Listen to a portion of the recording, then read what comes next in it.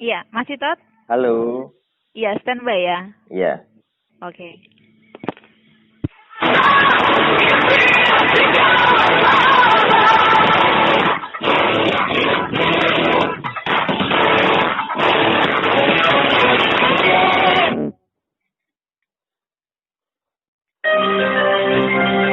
Anda masih mendengarkan RRI Radio Tangga Bencana COVID-19. Baik, 100,2 FM RRI Kediri, benar. Anda masih bersama saya Ayu Arita dan sekarang kita sudah memasuki di program selanjutnya yaitu ada kelas inspirasi RRI Kediri yang hadir ya setiap hari Senin hingga Jumat mulai pukul 10 hingga merapat pada pukul 11 waktu Indonesia Barat. Dan di pagi hari ini sudah tersambung di line telepon kami yaitu ada Mas Itot Diandra Harjo atau yang akrab disapa Mas Itot. Beliau ini merupakan koordinator komunitas sekaligus arranger Paris String Ensemble ya. Kita akan berbincang ya, utamanya untuk adik-adik pelajar yang sampai saat ini masih stay at home, di rumah saja, belajar di rumah. Nah, kemudian pengen nantinya ketika besar dewasa menjadi seorang musisi ya kan, seorang arranger. Nah ini kita bisa belajar banyak dengan Mas Itot. Kita akan sapa ya. Selamat pagi Mas Itot. Selamat pagi semua. Selamat pagi Kak. Aduh, kalau saya dipanggil Kak kayak ada di mana gitu ya. Kabar baik Mas Itot ya? Baik. Baik. Luar biasa meskipun masih di masa pandemi ya. Betul. Oke, baik. Nah, ini kita berbincang nih di kelas inspirasi pagi hari ini nih Mas Itot ya mengenai profesi. Jadi kan kalau kita ngomongin soal kelas inspirasi ya, kalau kita ketahui di luaran sana sejauh ini semua profesi itu datang ke sekolah-sekolah, kemudian menceritakan profesinya mereka masing-masing kepada para murid ataupun siswa ya kan? Iya. Oke, jadi di sini kita nggak usah terlalu kaku begitu ya Mas Itot ya, kita bisa sharingkan ke adik-adik pelajar kita. Iya. Ini utamanya untuk yang nantinya ketika dewasa, ketika besar ini ada angan-angan nih, kok pengen jadi musisi ya, kok pengen jadi seorang vokalis, arranger, pencipta lagu mungkin, ataupun juga pemain musik begitu ya kan. Nah ini kita bisa sharing bareng nih ya, rekan-rekan semuanya dengan Mas Itot Diandra Harjo. Beliau ini koordinator dan juga seorang arranger Paris String Ensemble. Mungkin ini kalau yang ada di kawasan Pare udah pasti tahu dong ya, Paris String Ensemble ini luar biasa.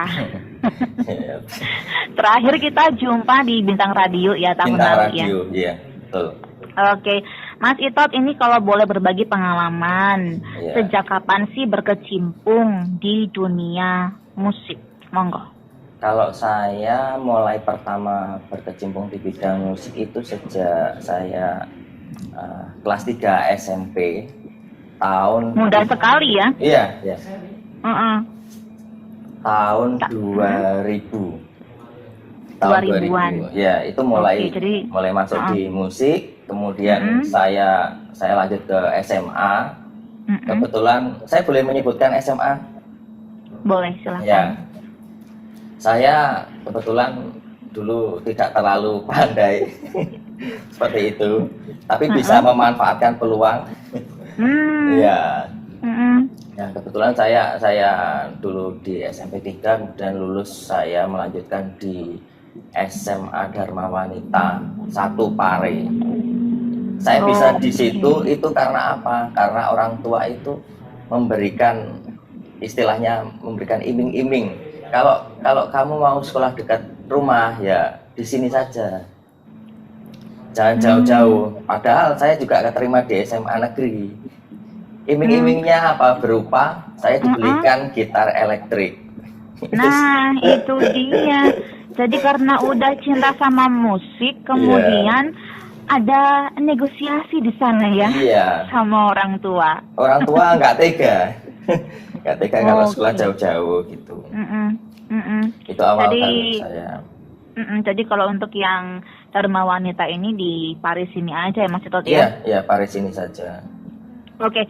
Nah ini yang unik menjadi menarik adalah waktu SMP ini loh, kok bisa sampai suka sama musik? Apakah ayah juga seorang musisi atau bisa bermain alat musik ini Mas Itot? Atau mungkin melihat teman-teman atau seperti apa? Nah, gini. Jadi saya mendapat dukungan dari orang tua. Kebetulan ayah itu dulu punya grup tembang kenangan karyawan RSUD Pare. Tuh. Jadi, Oke, jadi ini tembang kenangan nama grupnya ya? ya genre tembang kenangan. Oh, genrenya tembang kenangan. Ya, Oke, Ya. grup dari RSUD Pare. Oh, ayah Ya. seorang ini ya, tenaga medis. ya tenaga medis di laboratorium. Oh, luar biasa. Lanjut. Kemudian saya diberi motivasi bahwa ketika kita menggebu-gebu di akademis itu kita harus imbang dengan kita bisa mengendalikan emosional dengan cara bermain musik gitu. Oh. Kemudian saya diajari hanya dibekali oleh ayah itu hanya kunci akord C, akord F dan akord G itu saja. Kemudian saya mengembangkan sendiri dengan lingkungan yang juga mendukung. Pada saat itu memang masa-masa remaja itu suka dengan musik juga, teman-teman satu kelas dengan beda kelas. Kemudian didukung di lingkungan Pare dulu masih rame-ramenya event festival band gitu, tidak seperti saat ini. Oke. Kalau dulu masih ada pensi ya? Iya. masih musim pensi ya Mas Tot ya? Betul. Oke, jadi memang untuk membalanskan hidup, kalau Iya. dari petuah ayah ya, cielah Betul. petuah. Ini kalau kita nggak harus paneng terus, kita mesti harus seimbangkan dengan alunan musik begitu ya kan? Iya. Oke, gitar, kemudian diajari yang basicnya aja nih waktu itu ya. Iya. Kemudian mahir. Kemudian masuk ke SMA. Masuk ke SMA kebetulan ini juga saya sering jemput temen juga yang kebetulan juga kru dari studio musik. Dari situ saya mendalami tentang teknik-teknik bermain gitar gitu. Oke, baik. Jadi memang sosialnya wilayah ruang lingkupnya memang suka musik semua, Mas Tot ya. Iya.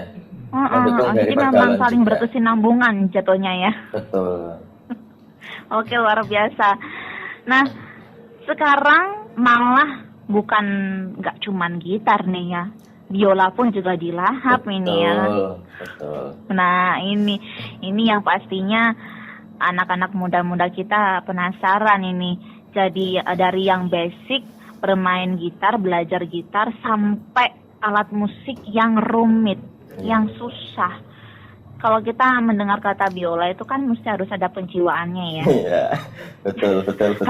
Harus klop jatuh cinta sama ininya, sama alat musik. Iya, lebih jatuh cinta biola daripada yang di sebelahnya. Oh gitu, malahan ya. Oke, baik. Jadi memang untuk ada chemistry itu memang ini ya Mas Itot ya. Kalau kita tadi kan mungkin gitar, drum itu kan kalau dilihat dari satu kesatuan dari band kan udah umum ya, udah biasa. Ya, sudah umum. Nah, kalau kita ngomongin soal orkestra ya kan, kemudian ensemble segala macam, ini yang udah titik berat nih ya. Jadi mesti harus kenapa sih kok bisa sampai mahir untuk yang biola ini? Kan pastinya ada kerumitan di sana. Kemudian belum lagi kalau kita beli biolanya pun juga harganya nggak biasa gitu ya Mas Itot ya. Betul. Nah, ini gimana ini untuk tips-tipsnya kepada anak-anak milenial kita semua nih ya, rekan-rekan pelajar yang mungkin lagi mendengarkan pagi hari ini. sampai bisa masuk ke orkestra nih Mas Itot? Dari yang basic padahal cuman gitar loh ya. Terus saking cintanya sama alat musik sampai ke biola, sampai ke orkestra begitu. Monggo. Nah, tahun 2017 itu kan kebetulan terbentuknya Paris String itu saya gagas dari saya sendiri, kemudian teman alumni dari Universitas Negeri Surabaya yang konsentrasinya juga biola. Jadi terhimpun pada bulan Maret 2017 itu terhimpun dari teman-teman yang kebetulan sama-sama menjuri FLS 2N tingkat Kabupaten Kediri untuk tingkatan SMP. Kebetulan saya juri vokal pada saat itu. Teman-teman saya itu menjuri gitar klasik. Nah, dari situ saya membentuk grup yang diawali dengan latihan pertama kali itu hanya 7 orang saja, termasuk saya yang memegang alat musik keyboard, yang lain memegang alat musik gesek. Dan kita mengemas dengan format itu ensemble memang.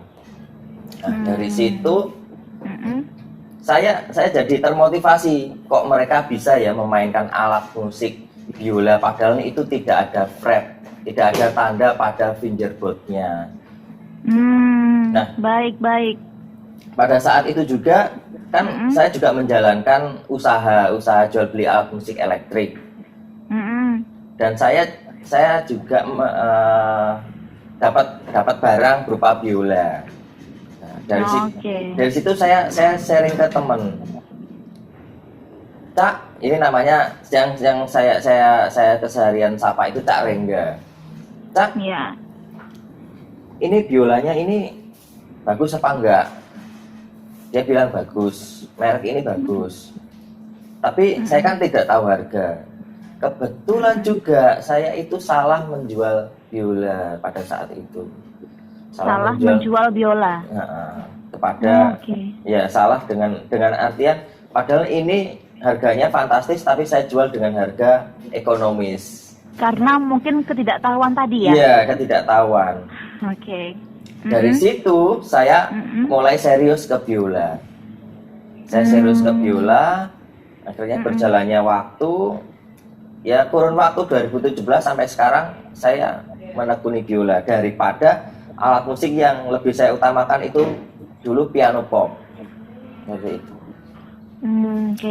Berarti bisa dibilang Mas Itot ini untuk biola otodidak ya? Otodidak, ya. Oke, baik. Apakah sempat ataupun pernah mungkin kursus begitu? Kebetulan saya tidak kursus karena ya pertimbangannya adalah finansial. Kalau ikut pelatihan bidang kedinasan, iya. Kemudian ya alhamdulillah pada tahun 2017 pertengahan saya mendapat tugas dari lembaga untuk studi lanjut pasca sarjana di Universitas Negeri Surabaya S2 Pendidikan Seni Budaya. Mantep, waduh. Jadi memang udah lovingnya ya, udah cintanya sama dunia musik, sama kesenian juga. Akhirnya nempuh S2-nya pun juga sama, ada kaitannya Mas Tot ya dengan yang disukai itu. Oke, jadi untuk saat ini Paris String Ensemble dari tahun 2017 bisa dibilang 4-5 tahunan ya? Ya, 4. Oh, 4. Ya. Ini berapa personel ini Mas Itot? Kalau jumlah personel aktif dan pasif sekitar 35-an. Total ya? Ya, total. Kalau dikemas dalam bentuk orkestra sebenarnya sudah bisa. Jadi kalau nama Paris String Ensemble ini sebenarnya terdaftar di Dinas Pariwisata dan Kebudayaan Kabupaten Kediri itu sebagai jenis kesenian musik orkestra sebenarnya kalau terdaftar. Jadi nama ensemble itu ya nama yang dulu dan nantinya akan kita naikkan grade menjadi Paris String Orkestra nantinya. Waduh, amin, luar biasa. Karena kan memang komponennya memang orkestra kalau dilihat dari alat musiknya ya kan, kebanyakan memang alat musik gesek kan ya Mas Ito ya. Belum. Pada tahun 2017 belum komposisi alat musik orkestra, masih memainkan alat musik piano dan biola saja. Oke, tapi Namun semakin kesini jumlahnya sudah ya. ini ya.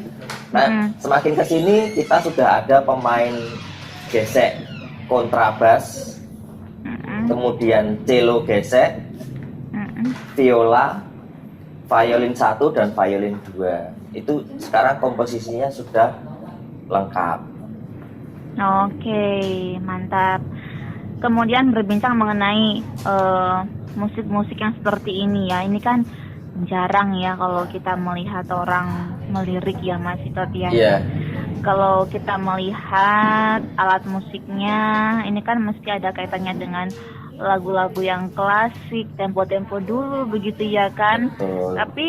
Tapi ini justru ada tantangan tersendirinya. Nah, ini gimana untuk Paris String Ensemble bisa lebih mendekatkan mungkin orang-orang awam begitu, lebih cinta dengan alat musik gesek, kemudian lagu-lagu klasik begitu, orkestra. Nah, ini seperti apa Mas Itot? Karena kan memang kebanyakan kan anak-anak muda kita lebih kayak ke pop, EDM gitu-gitu ya. Betul. Nah, mungkin seperti apa nih Mas Itot? Nah, seperti yang dibayangkan bahwa alat musik biola itu alat musik yang sulit atau alat musik gesek semuanya itu sulit. Pada dasarnya saya tegaskan itu tidak sulit. Kita hanya membiasakan pola penjarian saja. Sama dengan gitar, sama dengan alat musik yang lain, sama dengan ya kita bermain dengan semua yang berdasarkan keterampilan ya.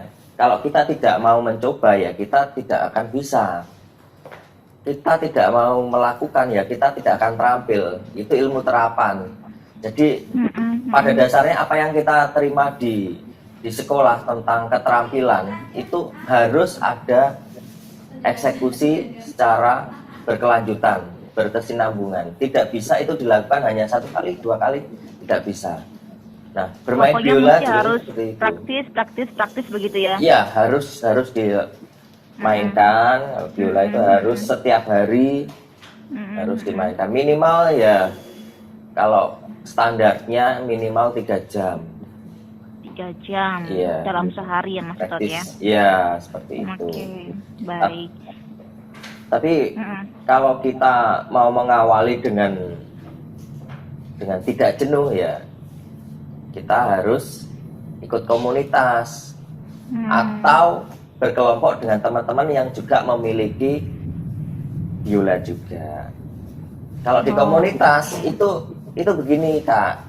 Jadi untuk mekanisme masuk komunitas biola itu, kadang orang awam melihat, wah itu pasti sulit, pasti itu nanti berbayar dan sebagainya, seperti itu persepsinya mungkin persepsinya seperti itu. Saya boleh menambahkan aktivitas kita selama ya rotasi setiap pertemuan gitu. Paris String itu setiap hari Minggu mengadakan latihan di Taman Gili Suci Kak, jam 10 pagi. Itu agenda rutin. Baik. Ini sebelum pandemi ya? Iya, sebelum pandemi kita ada agenda rutin seperti itu. Dan konser pertama itu tanggal 15 Februari 2020 kemarin. Itu baru konser pertama Kak.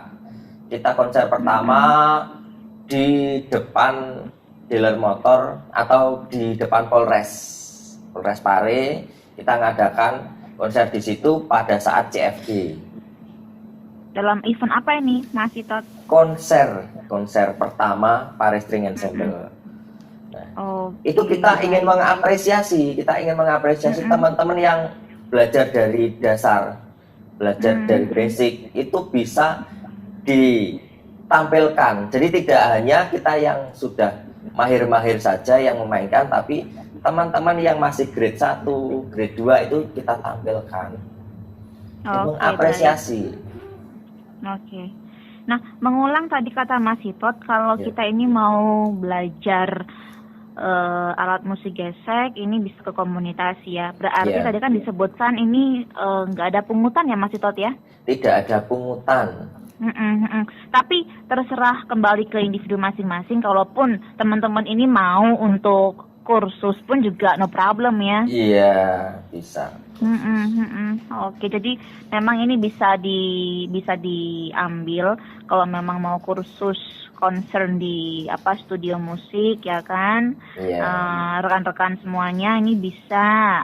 Tapi tadi itu kita mesti harus ada kos untuk keluar ya kan, untuk kita kursusnya segala macam.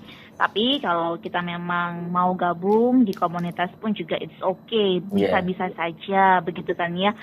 Banyak jalan untuk menuju ke Roma ya Mas Hitot ya. Betul. Kadang begini Kak.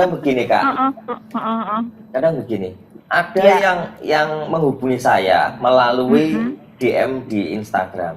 Itu menghubungi begini. Kak, saya ingin belajar biola tapi tidak punya biola.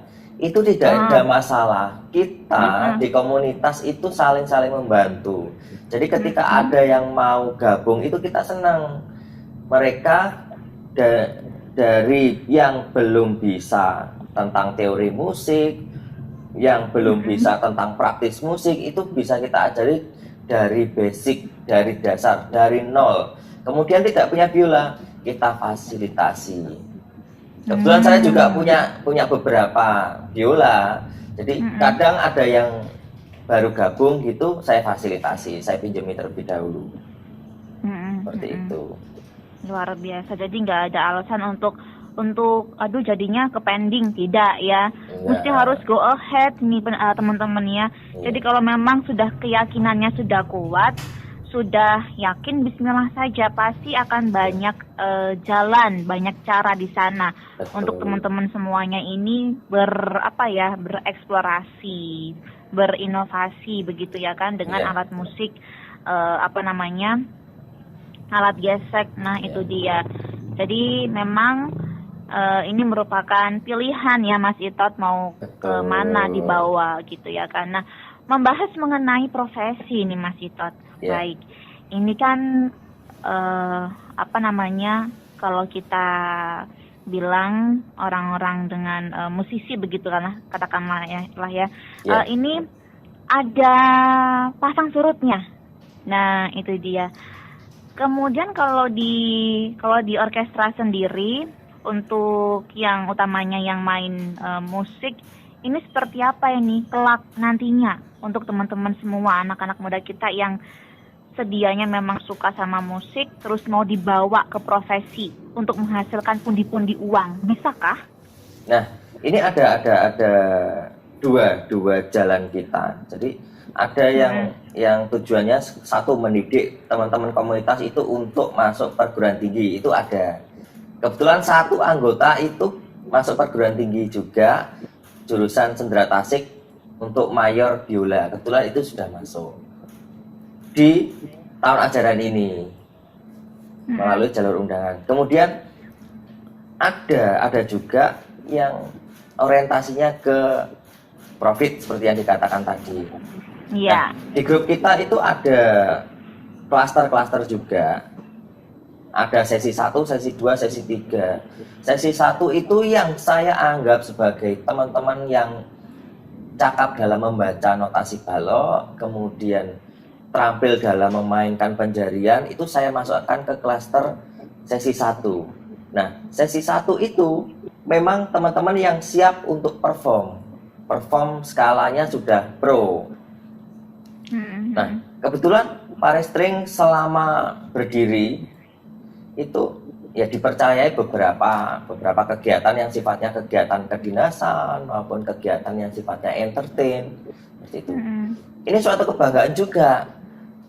Saya tahun 2019 kemarin tanggal 10 November itu dipercaya sebagai koordinator tim gesek untuk upacara peringatan Hari Pahlawan di Tugu Pahlawan Surabaya. Ini menurut saya bergengsi karena apa? Ini skalanya sudah Jawa Timur. Itu. Saya mengajak teman-teman yang memang sudah mahir baca dan cakap untuk memainkan biola. Itu saya apresiasi dengan cara mengajak mereka. Kemudian di sesi 1 juga, kalau skalanya event entertain, ada job wedding dari band-band di seluruh Kediri maupun luar Kediri. Itu kalau membutuhkan jasa orkestra, kita itu siap. Ada 2 tim ensemble yang nantinya split kegiatan. Jadi sesi 1 itu ada split 2 tim. Gitu. Jadi Baik. kalau dikatakan memainkan biola itu sulit ya sulit, tidak ya tidak. Selama kita mau, kita berusaha. Dan juga kalau ini melihat pangsa dari entertain ke depan, ini orkestra sangat dibutuhkan di Kota Kediri. Kita ramai loh Kak, sebelum pandemi kemarin, event-event wedding itu bisa dilihat di sosial media kita, di Instagram. Boleh tuh ya, bisa di follow nih teman-teman ya, di @pare_string_ensemble ya. Iya. Oke, luar biasa. Jadi memang teman-teman ya, jadi kalau yang sekiranya teman-teman ini sudah mumpuni, sudah bisa dibilang pro dan pede gitu ya, mampu untuk perform nih ya, teman-teman bisa kok mendapatkan profit di sana. Begitu ya kan. Teman-teman ini nggak usah ragu, karena pasti ada rezeki tuh akan ada di manapun pintunya ya Mas Citot ya. Betul. Ini begini jadi Kak, memang, ini bisa menjadi pembuktian dan motivasi kepada kita. Itu contohnya saya dari keluarga kecil saya itu memang didukung. Tapi di keluarga besar, musik itu apa bisa sih menghasilkan? Nah, itu sempat diremehkan ya Mas Citot. Iya, betul. Diremehkan. Nah, dari situ menjadi motivasi positif saya. Motivasi positif itu bisa kan, kita kalau ada omongan seperti itu kan bisa menjadi positif atau negatif. Tapi saya menyikapi positif. Saya harus membuktikan bahwa saya bisa. Itu. Sudah berkecimpung di dunia industri musik, musisi, dapatnya yang kelas berat kayak yang tadi orkestra. Nah, ini mungkin pikirannya, mungkin stigmanya, aduh apakah laku sih gitu kan ya. Mungkin orang-orang lebih kayak ke, kalau nggak kantoran ini pasti nggak ada income ya, nggak ada income. Nah, kayak gitu ya Mas Citot ya. Betul. Nah, jadi kita membuktikan kalau ternyata ada, dan memang ini bisa dijadikan buat profesi begitu ya. Betul. Oke, luar biasa. Jadi teman-teman, kalau seandainya mau lebih sharing lagi nih ya dengan Mas Citot, beliau ini arranger iya, kemudian koordinator Pare String Ensemble pun juga iya. Nah, ini bisa langsung DM-an mungkin ya melalui Instagramnya ya. Membuka ya Mas Citot, ya nggak apa-apa ya buat sharing-sharing gitu ya. Nggak apa-apa. Welcome. Oke, welcome. Jadi memang kalau mau belajar musik alat gesek, alat musik orkestra, ini bisa ke Pare String Ensemble ya teman-teman. Bisa tanya-tanya mengenai experience-nya Mas Citot, pengalamannya seperti apa dalam mendirikan Pare String Ensemble ini, suka dukanya. Oh ya, suka dukanya apa nih Mas Citot? Apakah ketika waktu ada perform ini pernah nggak jalan mungkin listriknya atau seperti apa? Bukan, begini suka dukanya. Oh, suka dukanya, boleh. Ya, dukanya dulu. Atau ada mungkin hal-hal lucu nih ketika aku perform di event apapun itu, ketika diundang tampil. Kalau bilang dukanya itu, ya namanya komunitas itu pasti ada keluar masuknya anggota. Iya. Ya itu suatu benturan juga sih. Namanya juga komunitas itu tidak mengikat seperti lembaga formal, tidak mengikat seperti itu. Ini mau cari gantinya di mana? Kalau nggak lekas-lekas ketemu orangnya mau gimana juga gitu ya? Begini, bukan hanya itu juga, tapi juga gini. Kalau ganti-ganti orang itu kan kita mau tambah materi itu terhambat. Nah, seperti itulah. Itu dukanya. Ada juga kalau tim sesi 1 perform gitu. Kadang kan ya mohon maaf saya bukan mendiskreditkan soundman sekediri, tapi begini ya, suatu hal yang baru tentang orkestra itu belum bisa diterima di ini ya, saat setting sound itu kadang ya masih sifatnya universal, masih sifatnya umum ke konsep band. Padahal konsep band, konsep ini orkes mungkin ya. Bukan. Oh iya, orkes dangdut begitu ya. Ya. Jadi ketika balancing audio itu kadang ya tidak sesuai dengan ekspektasi kita yang melihat konser orkestra. Kemudian kadang itu karakter dari suara biola itu tidak dimunculkan dengan setting audionya, kadang seperti itu. Trouble di lapangan seperti itu. Dan lagi, kalau kita di sesi 1 itu mendapatkan job untuk kolaborasi di acara wedding konsep orkestra, kadang list, misalkan dikirimkan list, nanti tolong disiapkan list orkestranya versi dari YouTube band A, band B, band C. Itu kita nyari aransemennya, bikin aransemennya sesuai dengan link yang dikirimkan. Kadang ketika pada saat di panggung itu tidak sama, itu sering dijumpai juga. Ada miss ya Mas Itot ya? Iya, keprank, kita keprank kita. Oke, lanjut. Ya, itu sukanya seperti itu. Kalau sukanya kita dalam berorganisasi itu tambah teman banyak dari lintas pendidikan yang bermacam-macam, lintas pekerjaan yang bermacam-macam, kemudian kita juga bisa sharing tentang hal-hal yang lain. Nah, ini bisa berkembang ke sektor pekerjaan atau sektor yang lain. Nah, itu bisa saling terkait. Ada kesinambungan di sana begitu maksudnya ya. Kekeluargaan juga. Oke, baik, luar biasa. Sudah diceritakan teman-teman ya mengenai dari kelas 3 SMP, kemudian belajar basic di gitar oleh sang ayah, kemudian juga mendirikan Paris String Ensemble di tahun 2017 hingga saat ini menjadi seorang koordinatornya dan juga seorang arrangernya. Nah, ini ketika menjadi seorang pemain biola dan juga arranger ini, apakah ada beda atau sama nih Mas Itot?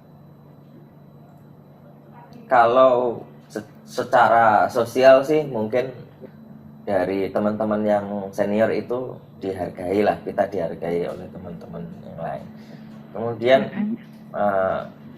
kalau untuk pembeda sih, saya tidak membeda-bedakan antara yang senior dengan yang junior. Karena kalau membeda-bedakan itu nantinya akan membentuk klaster-klaster gitu, mengotak-ngotakan. Nah, itu yang saya nggak ingin seperti itu. Terus kemudian satu pembeda juga, ini suatu kebanggaan juga bahwa kita sudah dikenal di seluruh Indonesia oleh komunitas-komunitas biola. Wah, keren. Keren loh ini ya, teman-teman Paris String Ensemble. Luar biasa nih. Semoga dengan berbagi inspirasi di pagi hari ini semakin banyak nih yang tahu Mas Itot ya. Ini Kak juga. Skala Paris String itu kan skala kecamatan ya. Skala kecamatan. Sedangkan yang mungkin adik-adik, mungkin kakak-kakak bisa lihat di Instagram maupun sosial media yang lain, itu komunitas biola itu pasti sering dijumpai komunitas biola Cirebon, komunitas biola Jakarta, komunitas biola Tangerang, seperti itu. Banyak-banyak yang skalanya itu skala luas, dan saya memang bercita-cita bahwa Pare kota kecil itu punya tim orkestra yang solid. Amin. Yang bisa dikenal di seluruh Indonesia. Ya, alhamdulillah kita dikenal di seluruh komunitas di Indonesia. Oh, luar biasa. Oke. Cerita soal sejarah terbentuknya Paris String Ensemble sudah, kemudian awal mula kecintaan dengan musik sudah tadi juga, suka dukanya juga sudah. Kemudian kiblat. Nah, kita kan kalau misal katakanlah ya, saya suka sama musisi gitu ya, kiblatnya, Kotak. Saya suka sama Kotak nih, musiknya kece-kece keren. Saya suka sama Padi. Nah, pun begitu dengan Mas Itot mungkin ya. Siapa sih? Atau apa ya? Saya nggak tahu bahasanya apa. Atau mungkin orkestra di Indonesia ini yang mana yang paling disuka sama Mas Itot? Betul. Erwin Gutawa, Adi MS juga ada ya. Iya, betul. Nah, itu kiblatnya nih Mas Itot. Atau mungkin dari luar negeri. Saya cinta produk dalam negeri. Oh gitu. Boleh bagus. Pasti ada. Saya tidak menyebutkan saya kiblatnya ke luar negeri, ke mana saya tidak. Saya lebih ini. Ketika ditanya tentang kiblat, saya pada saat mengaransemen itu lebih cenderung saya ingin membuat aransemen mirip dengan aransemen Andi Rianto, kemudian Oni and Friend, gitu. Kemudian Erwin ada Gutawa. Juga Budian ya? Iya. Oh iya, itu orang-orang lama ya Mas Itot ya? Iya. Jadi saya tidak terlalu mengerucut kepada kiblat orkestra luar, karena persepsi dunia orkestra itu memainkan jenis lagu klasik seperti itu.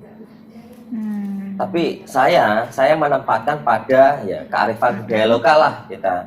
Jadi penggarapan tidak hanya klasik Eropa saja, tapi penggarapan saya itu juga mengaransemen lagu daerah, lagu nasional, kemudian mengaransemen lagu pop yang sesuai dengan komersil saat ini, yang lagi hit saat ini. Karena apa? Namanya komunitas, kalau tidak disuguhkan dengan lagu-lagu yang hits atau lagu-lagu yang mereka dengar keseharian, itu kadang sulit diterima seperti itu. Jadi tidak saklek bahwa komunitas Paris String Ensemble harus memainkan lagu-lagu klasik, tidak. Iya, tapi jadi nggak kaku di pakemnya gitu, enggak ya? Tidak. Cuman kadang dari teman-teman alumni sekolah musik itu kangen dengan, ayo kita memainkan lagu Enclin, lagu klasik. Oke, itu hanya kelompok kecil saja di sesi 1 seperti itu. Jadi hanya sebagai kangen-kangenan lah kalau kita ingin memainkan partitur dari lagu-lagu klasik. Jadi istilahnya kita konvensional untuk lagu. Baik, terakhir ini Mas Itot, di sesi yang terakhir kali ini, apa tipsnya untuk pemula yang ingin masuk ke dunia musik, kemudian mau merambah ke ensemble, ke orkestra begitu ya? Apalagi ini kan part-partnya kan selain alatnya yang juga terbilang mahal, kemudian juga ini juga susah untuk belajarnya. Apa yang mesti harus bisa dulu belajar di not baloknya kah, atau belajar di mana dulu gitu loh Mas? Oh ya, begini, untuk pemula yang ingin menggeluti dunia orkestra, itu yang pertama diutamakan adalah disiplin waktu. Disiplin waktu. Ya, disiplin waktu ketika kita mau meraih atau kita mendapatkan suatu keberhasilan melalui bermain biola, itu harus dilakukan setiap hari melalui disiplin waktu. Itu. Kemudian yang kedua, jangan harap bisa kalau Anda tidak punya alat. Itu. Semua pun seperti itu.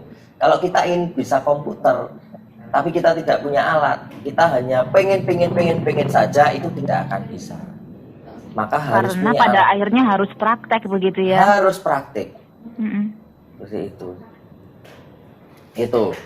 Kemudian yang kedua, yang ketiga, semua harus ada dukungan dari lingkungan sekitar. Terutama ketika mau menggeluti dunia orkestra, jangan malu-malu untuk bertanya. Jangan malu-malu untuk membuka suatu pemahaman bahwa saya itu ingin bermusik orkestra, namun saya tidak istilahnya malu untuk berbicara. Jangan sampai ada seperti itu. Oke, baik. Komunikasi harus diutamakan. Komunikasi begitulah ya. Iya. Oke, baik. Terima kasih Mas Itot untuk waktu Anda di pagi hari ini. Iya. Sudah sharing bersama di kelas inspirasi RRI Kediri ya. Semoga bermanfaat ya Mas Itot ya. Iya, amin. Iya, sukses terus untuk teman-teman Paris String Ensemble ya Mas Itot. Semoga pandemi lekas berakhir. Amin. Nanti kita bisa nonton performance-nya Paris String Ensemble lagi ya kan. Sukses juga untuk RRI Kediri. Iya, semakin amin. jaya. Semakin jaya juga. Baik. Terima kasih Mas Itot untuk waktu Anda. Selamat pagi, sampai jumpa Mas Itot. Selamat pagi, sampai jumpa.